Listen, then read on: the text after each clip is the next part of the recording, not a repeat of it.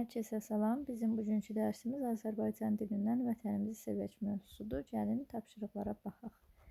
Şeiri oxuyun, şəkillərin köməyi ilə şeirin məzmununu izah edin.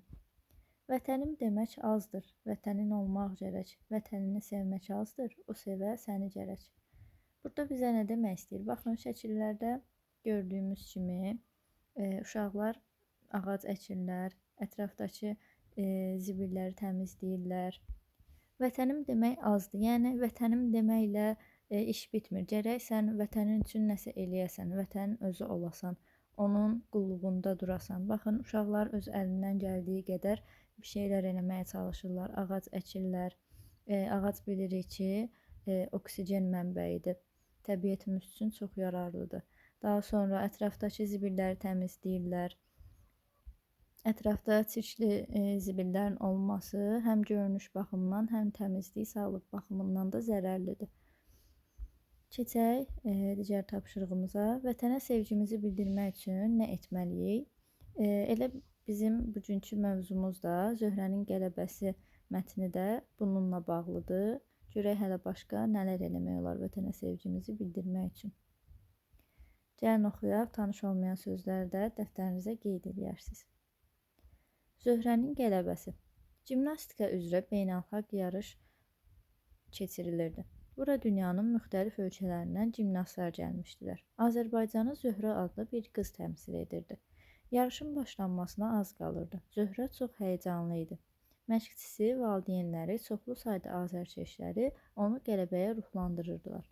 Biz səninləyik Zöhrə, bugün burada Azərbaycanın himnini səsləndir. Zöhrə əlində tutduğu üçrəngli bayrağı öpdü. Sonra sinəsinə sıxıb dedi. Gözəl bayrağım, səni yüksəyə qaldıracağıma söz verirəm. Deməli, gördük ki, vətənə sevgimizi bildirmək üçün vətənin adından, Azərbaycanın adından təmsil edərək idman yarışlarına qatılıb bayrağımızı yüksəklərdə dalğalandıra bilərik. Gələk söz boğçamıza. Gimnast nə deməkdir? Gimnastika ilə məşğul olan şəxs. Gimnastikada, baxın, bu şəkildə gördüyünüz qızın da məşğul olduğu idman sahəsi gimnastikadır. Beynəlxalq ölkələr arası deməkdir. Bir çox ölkənin əhatə etdiyi bir şey deməkdir. Təmsil etmək isə hər hansı bir ölkənin adından çıxış etməkdir. Azərkeş səni nəyəsə ruhlandıran, həvəsləndirən deməkdir. Ruhlandırmaq isə yenə də həvəsləndirmək, motivasiya vermək, ürəkləndirmək deməkdir. Gimnastımızı qələbəyə səsləmək üçün siz nə deyərdiniz? Yəni, nə deyib həvəsləndirə bilərsiniz? Deyə bilərsiniz ki, biz sənə inanırıq, səninlə qürur duyuruq. Sonra deyə bilərsiniz ki, sən bunu bacaracaqsan, bayrağımızı yüksəkdə dalğalandıracaqsan və s. bu tip sözlər deyərək onu həvəsləndirə bilərik. Gəlin mətnin davamını oxuyaq. Zöhrənin halqa və lenti ilə çıxışları uğurlu oldu. Lakin topla çıxış edərkən ayağı büdrədi, topu yerə saldı. Bu onun balını azaltdı. İndi qızıl medal qazanmaq üçün Zöhrənin sonuncu şansı qalmışdı. Lent ilə çıxışda o ən yüksək bal yığmalı idi. O bütün iradəsini toplayıb məharətlə çıxış etdi. Azərkeşlərin alqışları altında səhnəni tərk etdi. Zöhrə və məşqçisi həyəcanla tabloya baxırdılar. Nəhayət, Zöhrənin adı qarşısında onun balı yazıldı, 10. Məşqçisi Azərbaycan bayrağını Zöhrənin çiyninə saldı və dedi, təbrik edirəm, sən qalibsən. Zöhrə rəqibləri arasında ən hündür kürsüdə dayandı. İdman arenasında Azərbaycan bayrağı himnimizin sədaları altında ən yüksəyə qalxdı. Gəlin söz boğçamıza baxaq. Şans uğur deməkdir, bəxt deməkdir. İradə isə dözümlülük, qərarlılıq. Tablo nəticələrin yazıldığı lövhədir. Məharət isə bacarıq deməkdir. Bal hər hansı bir yarışdan, idmandan topladığın xal, nəticə. Kürsü isə baxın, idmançıların durduğu yüksək bir yerdir. Birinci, ikinci, üçüncü yer olur. Hər biri öz yerlərinə uyğun dururlar üzərində. İdman arenası isə yarışların keçirildiyi böyük bir zaldır. Rəqib isə qarşı tərəfdir. Şəkil mətnin hansı hissəsinə aiddir? Söhbət bu şəkildən bir dəqiqə. Söhbət bu şəkildən gedir. Bu şəkil hansı hissəyə aid olar? Baxın, bu hissə var. Zöhrə rəqiblər arasında ən hündür kürsüdə dayandı.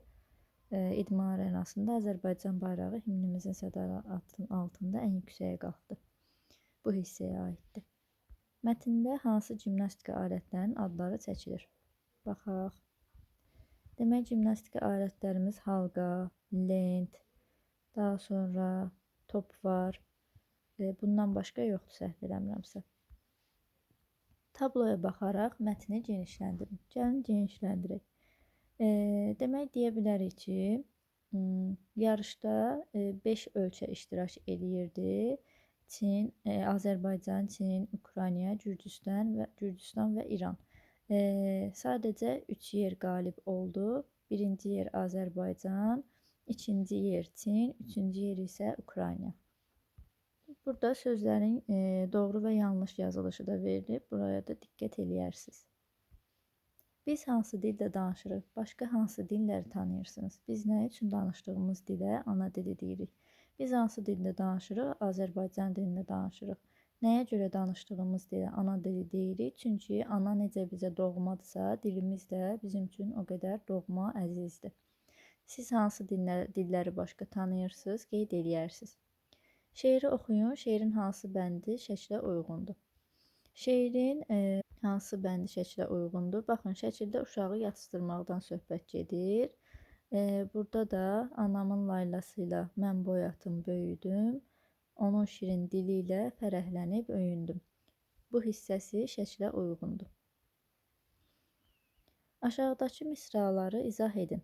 Mən onu neçə dilin içində qoruyuram. Bu misranı izah eləməyimizi istəyir bizdən. Neçə dilin içində qoruyuram demək, söhbət bizim öz ana dilimizdən, Azərbaycan dilimizdən söhbət gedir.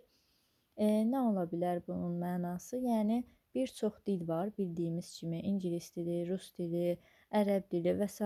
bir sürü dil var və biz onların içində sadəcə öz dilimizi danışırıq, onu qoruyub saxlayırıq, başqa dillərə meyl eləmirik.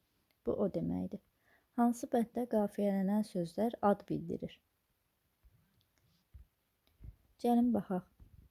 Birinci bənddə doymuram, qoruyuram, qafiyə budur. Böyüdüm, öyündüm. Bunlar görürük ki, ad yox, hərəkət bildirir. Nə etdim, böyüdüm, nə etdim, öyündüm. Doymuram, nə edirəm, qoruyuram, nə edirəm. Çoxlu nağıl söyləyib. Nənəm bu dildə mənə. Burada yoxdur. Çox sevirəm yurdumun bayrağını, himnini. Mən sevirəm anamı, həm də ana dilimi. Baxın, himnini, dilimi, anamı, bu hissələrdə hər biri ad bildirir. Nəyimi, himnini, nəyimi, anamı, nəyimi, dilimi. Deməli, hansı bənd oldu? 4-cü bənd.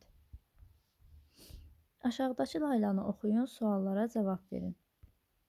Alaylay, gülüm laylay. Gülüm, bülbülüm laylay. Böyü sənin sayəndə, mən də bir gülüm laylay. Laylada ana balasına necə müraciət edir, ona nə arzu edir? Baxın, ana balasına gülüm, bülbülüm bu şəkildə müraciət edir. Ona nə arzu edir? Onun tez bir zamanda böyüməsini arzu edir. Hansı misrada gülüm hərəkət bildirir?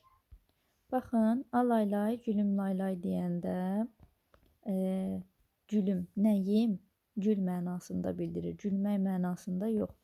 Yenə burada gülüm, yenə gülüm mənasında, gül mənasında, gülmək mənasında yox.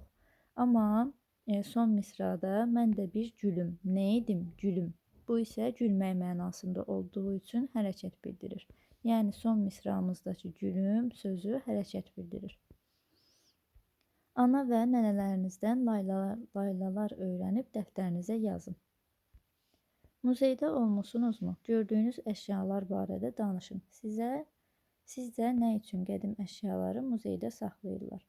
Muzeydə olmusunuzmu? Buna bir cavab verərsiniz. Gördüyünüz əşyalar barədə danışın. Sizcə nə üçün qədim əşyaları muzeydə saxlayırlar? Nə üçün saxlayırlar? Gələcək nəsillərə ötürmək üçün, onları qorumaq üçün, onların tarixini, özəlliyini, xüsusiyyətini qoruya bilmək üçün muzeydə saxlayırlar. Mətni oxuyun, mətndəki əsas fikri müəyyən edin. Bir əcnəbi turist kənddə gəzintiyə çıxır. Yolda bir uzunqulaq görür. Uzunqulağın üstündə milli naxışlı qədim, köhnə bir çul var idi. Belə qədim əşyalar çox qiymətli hesab olunur. Turist çulu almaq istəyir.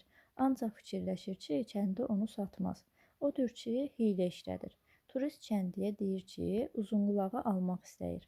Kəndi təəccüblənsə də onu satmağa razı olur. Turist çox sevinir. Tez çıxarıb kəndliyə xeyli pul verir. Kəndli uzunqulağın üstündəki çulu götürür və uzunqulağı ona verir. Əcnəbi təşvişə düşür. Kəndliyə deyir, uzunqulaq zəifdir, üşüyəcək. O köhnə çulu da ver, üstünə ataq. Kəndli qətiyyətlə cavab verir, yox, onu vermərəm. Siz məndən uzunqulağı almısınız, çulu yox. O mənim babamdan yadigar qalıb. Dədə-babadan xatirədir, verə bilmərəm. Burada əsas fikir nədir? Gördüyümüz kimi o kəndli xatirələrə çox dəyər verir, qiymət verir. Heç onu pula da satmır. Onun üçün xatirəsi olan əşyaların nə dərəcədə önəmli olduğunu görürük mətndə. Nə üçün kəndi köhnə çulu satmadı? Çünki o babasından yadigar idi. Mətnə ad qoyun. Mətnə belə bir ad qoya bilərik. Xatirələrə hörmət və yaxud hiyləgər turist. Sizin evdə də qədim əşyalar varmı? Bu barədə araşdırma aparın. Böyüklərdən bu əşyaları nə üçün qoruyub saxladıqlarını soruşun.